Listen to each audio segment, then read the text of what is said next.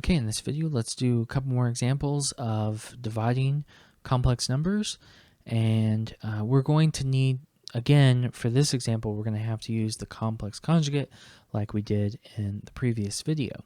So 1 plus I times negative 4 plus 2I,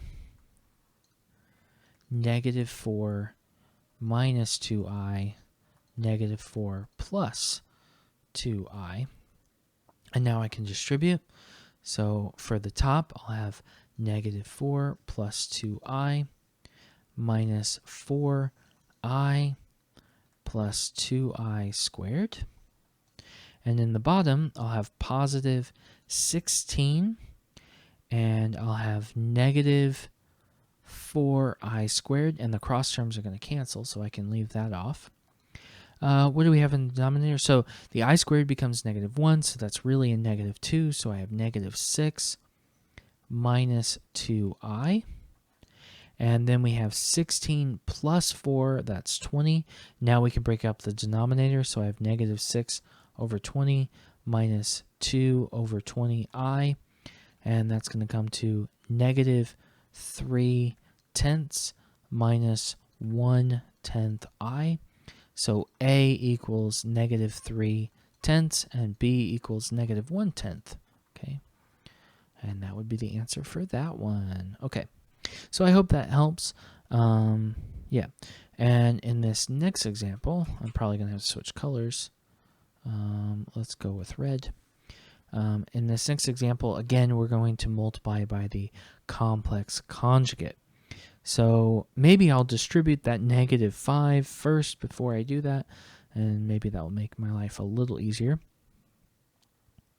So I have negative 5I times 3, so that's negative 15I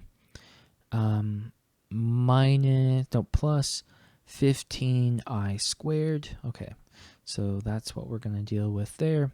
And we have 4 plus 4I. There we go. Is there any way I can simplify this a little bit more? Looks like I could just turn this into a negative 15.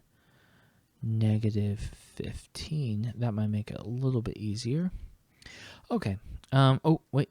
I'm going to multiply it by the complex conjugate now. 4 minus 4I. 4 minus 4I. And that will equal, okay, so negative 15 times 4 is negative 60I. And then plus 60I squared minus 60 plus 60I. I think that's right. I'm going to double check. We have negative 15I times 4. That's negative 60I. Negative 15I times negative 4I. That's positive 60I squared. That's what I have.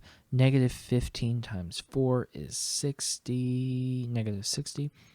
And negative 15 times negative 4I would be positive 60I. Yes, I agree with that answer. Now, on the bottom, we're going to have 16 minus 16I squared.